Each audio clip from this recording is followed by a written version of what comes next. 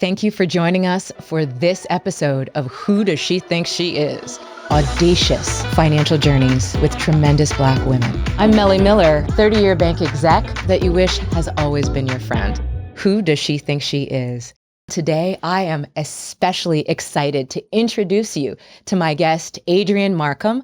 It's a little different than a typical intro.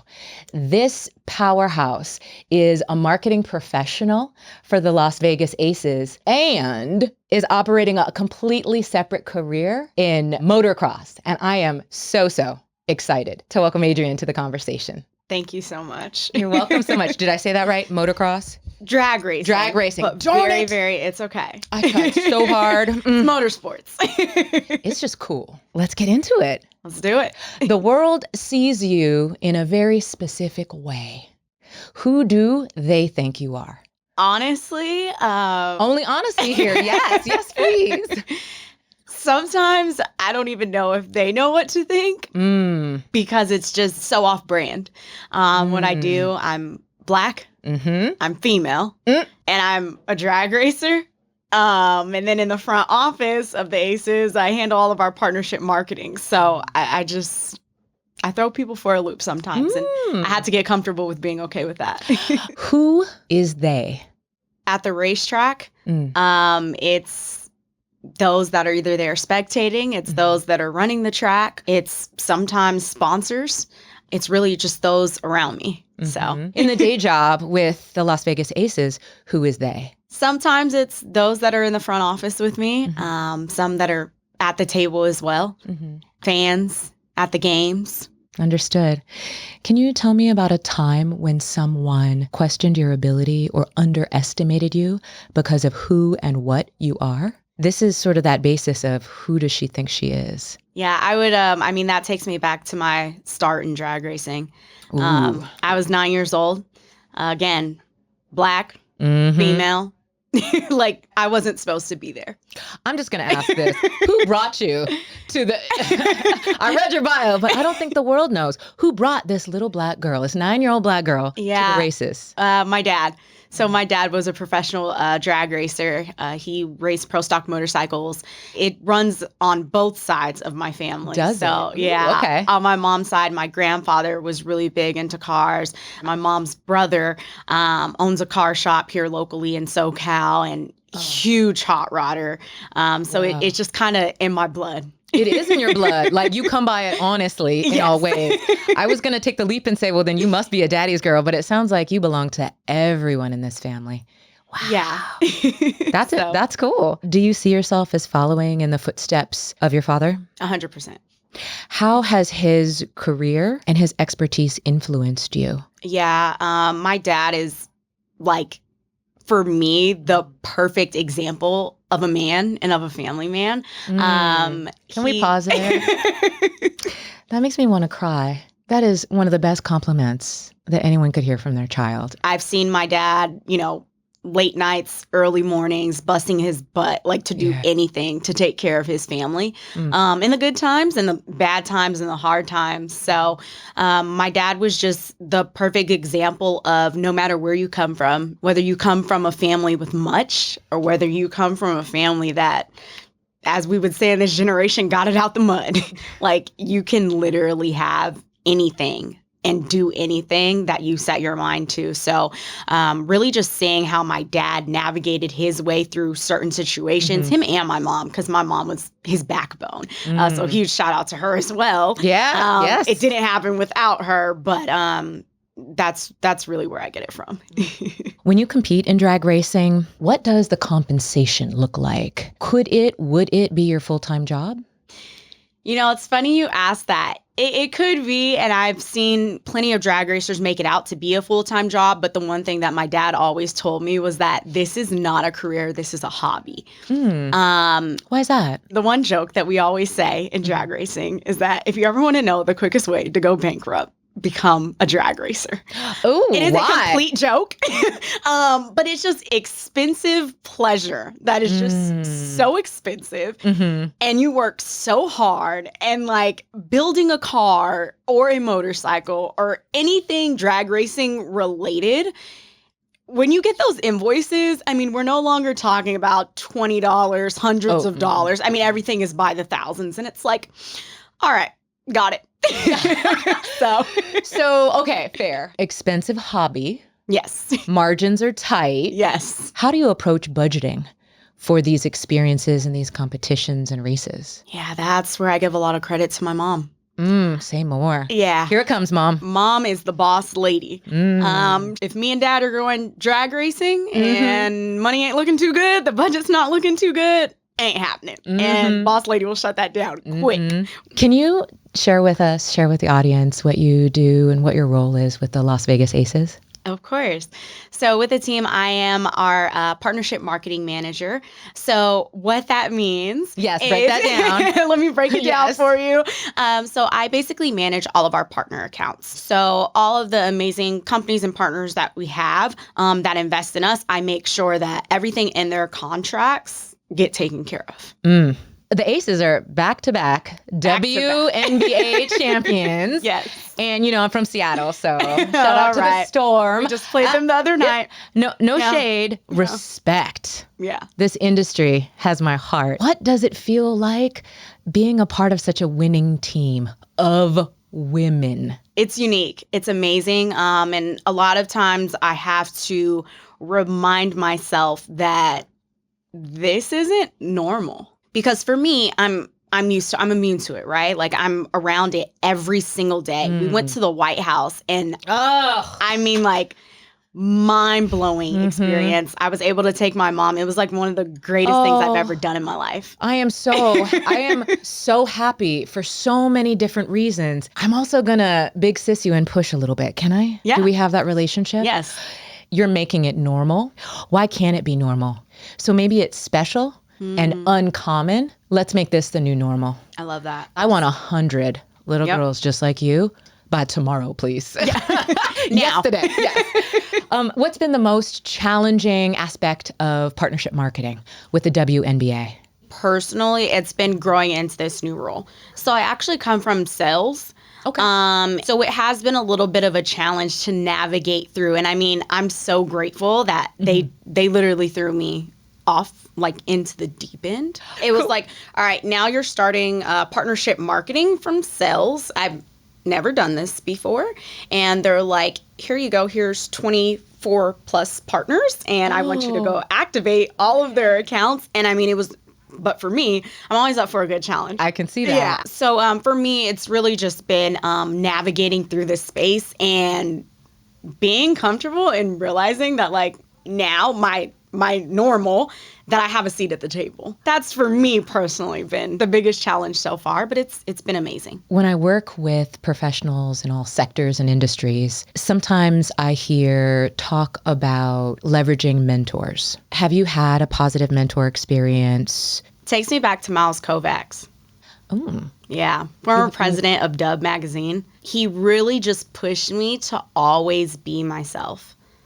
And I think we really related because we both come from like the motorsports background. Oh, okay. And I'll never forget when I first met him, he wrote his personal cell phone number on the whiteboard in our classroom that he was lecturing. And he said, half of you guys aren't going to use this, half of you guys are. But those of you that do, reach out to me. And I took advantage of that and I reached out to him. And I just remember him like talking me through some panic attacks sometimes. Oh, wow. But the biggest thing that I really learned from him was being comfortable with who I am and walking in rooms as me, nobody else. When can that backfire? Or has that? You see how I did that, right? Yeah. It is definitely backfired, but I realized that when it did backfire, that just wasn't a room that was meant for me or an opportunity that was meant for me. When you mentor other younger professionals and women of color, would you give that exact same advice or would you phrase it a little differently? Would you structure that in a slightly different way? So I actually do go and speak to kids in underprivileged communities. I structure it a little bit differently. Be unapologetically you and do not stop at no. Being very intentional in what you want. I believe in doing things on purpose, and I'm big in my faith. And I believe that what God has for me is for me. And I try to share that to youth as much as I can, because if one person tells you no, again, it just goes back to the rooms where it didn't work for me. It just meant I wasn't supposed to be in that room. I love it. Yeah. Okay, so you have worked with the WNBA and the NBA. Yes. What have you noticed are the biggest differences between both of those industries? On the NBA side of things, not being able to be as creative. Interesting. I wouldn't have called that. Yeah. The NBA is a lot more we're suit and tie for the guys, for the ladies. Really? Dresses I had and no heels. idea. Okay, so then what do you wear? Sweats at the WNBA? No. We don't wear sweats. But I mean, and even some NBA teams, like now I know that they're like adopting the sneaker culture is huge on both ends. So Helps pay the bills, that's for sure. It does. Right? But like on the NBA side, I know I'm coming to work in a blazer, a dress. Whereas WNBA, I could wear a cute top. Yeah. Cute bottoms, some sneaks. Yeah. So the cultures and the expectations of both environments differ in that way. What are some of the biggest misconceptions about the WNBA or women's basketball in general? I would say that people are not watching. That is the biggest misconception. Or that people are just now starting to watch. Where does that misconception come from? It's not the glitz and glam, or it hasn't been the glitz and glam. It hasn't been what the social norm is. Like you just said, it's for us, it's normal. Yes, thank you. It is very normal. It's very normal. I love it. My children got to see Sue Bird play her last game, and I was so jealous. I cannot remember the last time I was so jealous. Yeah. I will say I was in a room very recently, same room as Sue Bird, and I was like internally freaking out. Breathing her air. Yeah, she's just such a legend. Yeah. Such a legend. I'm curious to know if you feel or have felt you being yourself, or what others view as yourself, before you had a chance to tell them, how that may have impacted your career. For the longest, starting in drag racing, I was very, very scared to be me. I tried for the longest to hide my identity and who I really was, because I knew that it just wasn't accepted. By the time I got to the point of stepping into my career, I was like, you know what? I am going to be unapologetically me. When you say that you were not comfortable being you, what would you not show or express? What specifically does that mean? For me, it was more of the physical things, like my hair. I wouldn't wear my hair certain ways because I was scared that if I wore my hair natural, it would scare people away. It would be too much? It would be too much. If all of you is scary, that is not a you problem. Yeah. I love that you see that. Who does she think she is? We know what that is. So you are spinning a number of plates. There is this hobby that feels a heck of a lot like a career. And then you have another career, and they're both in very dynamic and competitive spaces. How in the world do you make that feel right to you? And number two, we're going to need to talk about how you rest, recover, find peace, and take care of yourself. I just have to ask. Yeah. For the first part, for me, I'm passionate about both. I am extremely, extremely passionate about drag racing. It's my life. It's kept me out of a lot of trouble as a kid. I didn't have time to party. I didn't have time to go really hang out with my friends. I was always on the road, traveling, going to this racetrack, that racetrack. For folks that are watching, this is water in our cup. She is dead serious. So with that half of it, and then with the basketball side of it, I have an amazing group of people that I get to go to battle with and work with every day on a day-to-day. It is a lot, but I don't even really realize sometimes how much it really is, because I'm so passionate about it. And they say that when you do what you love, you'll never have to work another day in your life. And for me, I'm truly living in that moment. I wholeheartedly believe that. And it's coming out of you in all directions. Where do you rest? How do you recover? So very funny that you bring that point up, because that's what I'm trying to figure out in life. Okay, I was like, well, no. Okay. I'm learning that. And I'm learning that through therapy. Okay. Yeah, I have a therapist and I'm very open about that. I wholeheartedly believe in therapy. And I know that in the Black community, a lot of us simply don't believe in therapy. And it changed my life. So I'm figuring that part out. That's great. You're not alone. Every amazing, tremendous sister that sat in that chair believes in therapy. Good. And has enjoyed that support, including this one right here. Awesome. Right? So you're not alone. How do you define financial success at this stage in your life and with this very dynamic dual passion pursuit? Yeah. For me, financial success looks a lot different now that I'm adulting. And for me, it would be all of my bills being paid. To me, that is the biggest success. Well, congratulations for that.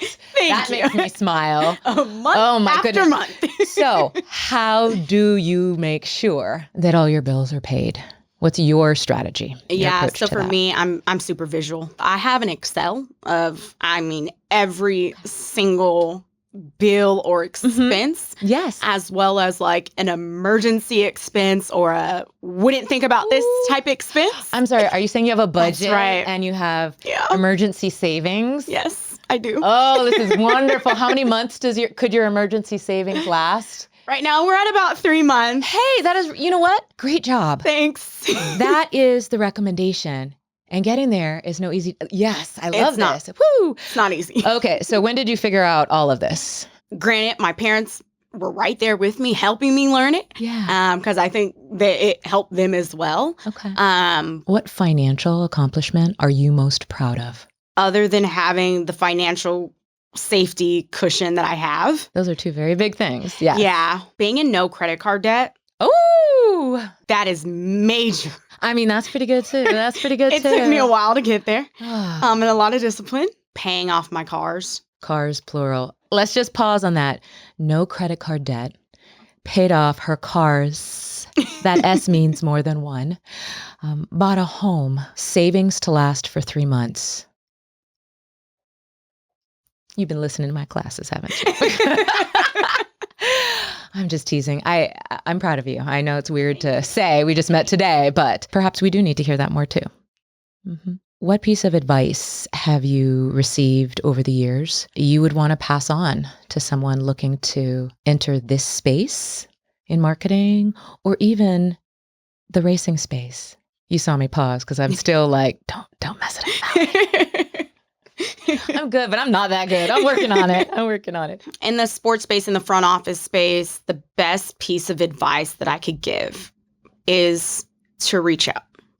I tell kids all the time, I tell students all the time, be on LinkedIn as much as you're on Instagram, as much as you're on, they call it X now.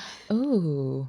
Be on LinkedIn, scrolling and connecting as much as you're on social media. Make that your social media. Ooh, tell me why. Because somebody's listening and needs this. Your network is truly your net worth. And that sounds so overrated. And there's a student somewhere that's probably so tired of hearing that.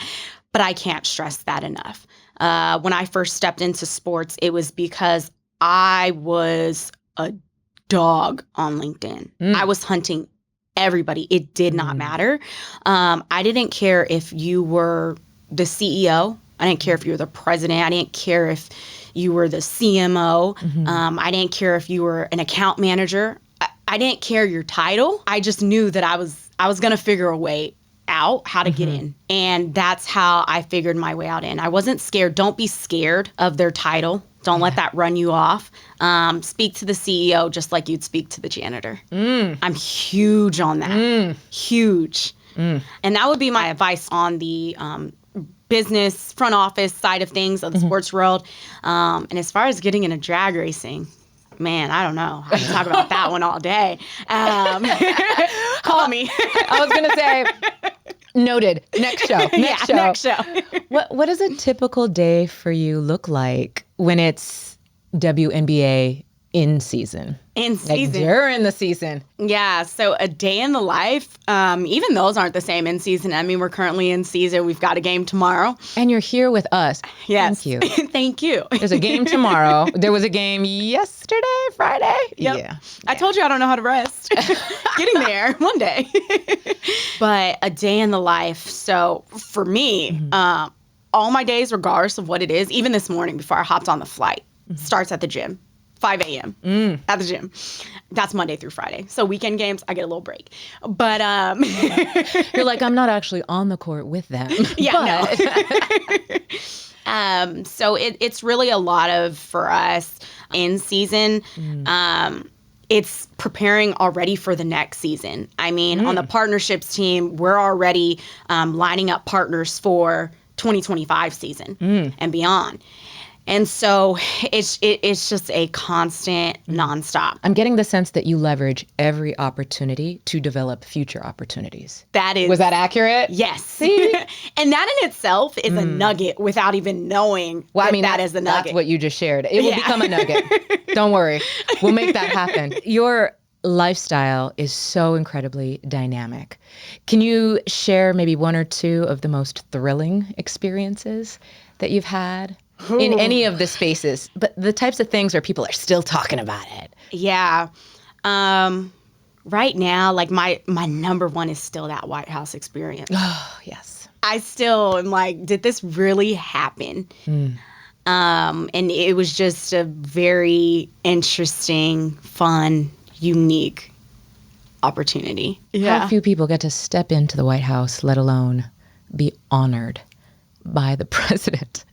Yeah, it was unique. And it's funny, I actually have a little cousin who actually works in politics in D.C.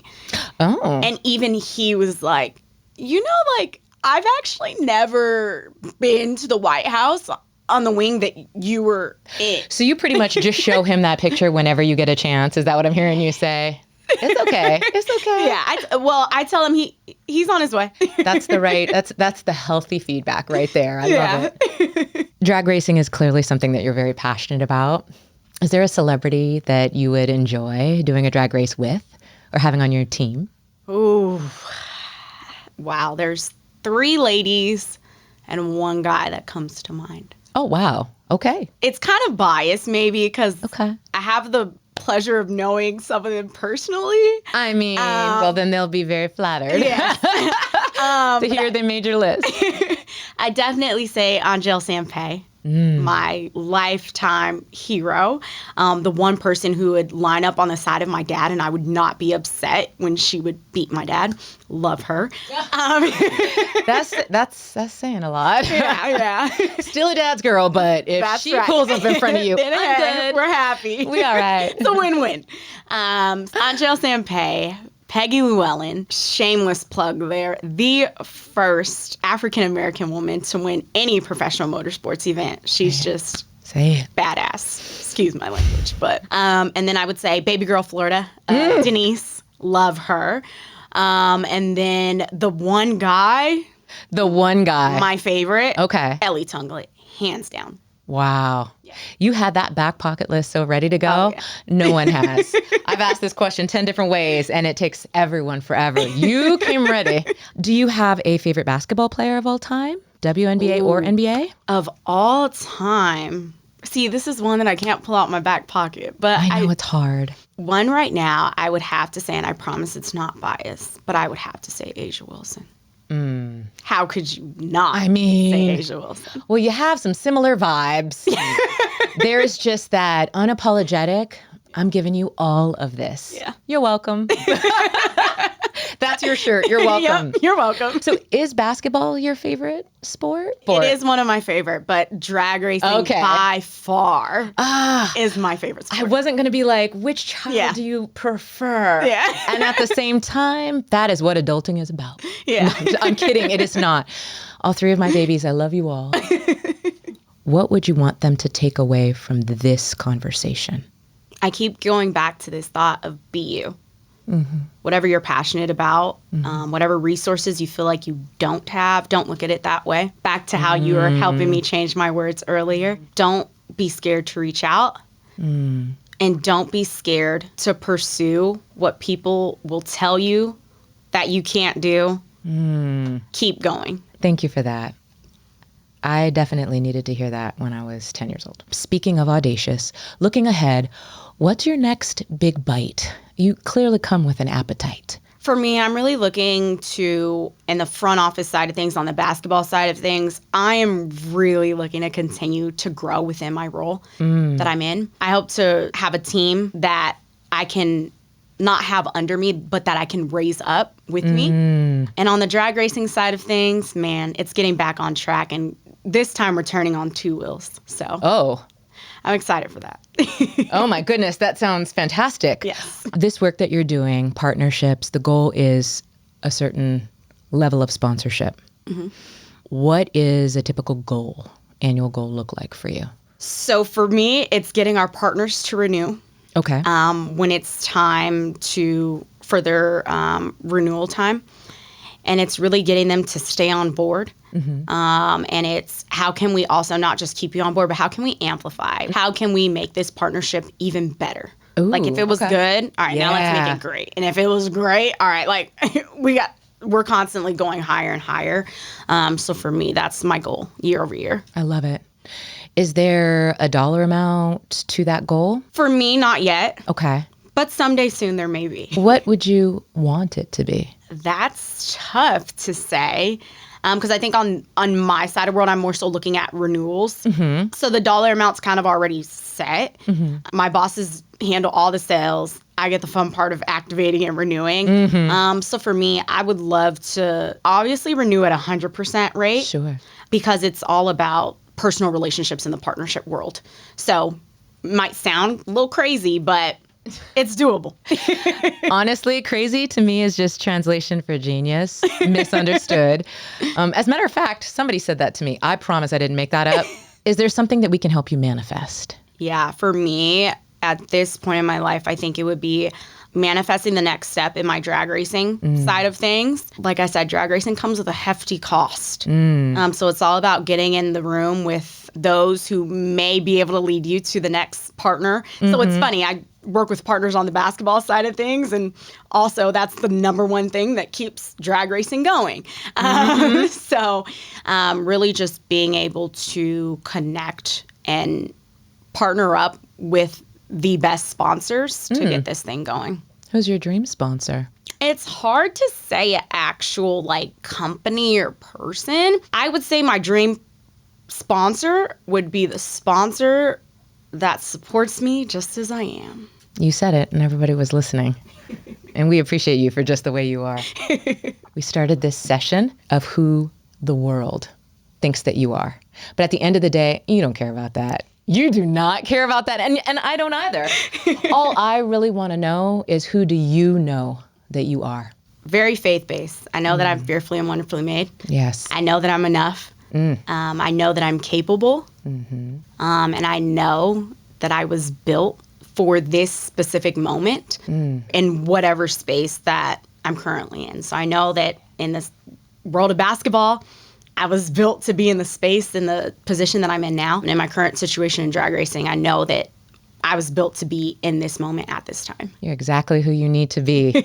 And we're glad of it. Thank you for joining the show today. Thank you so much. And for you, thank you for joining Who Does She Think She Is? I'm Mele Miller, loving finance expert and disruptor of everything that we do not need to be talking about as it relates to money.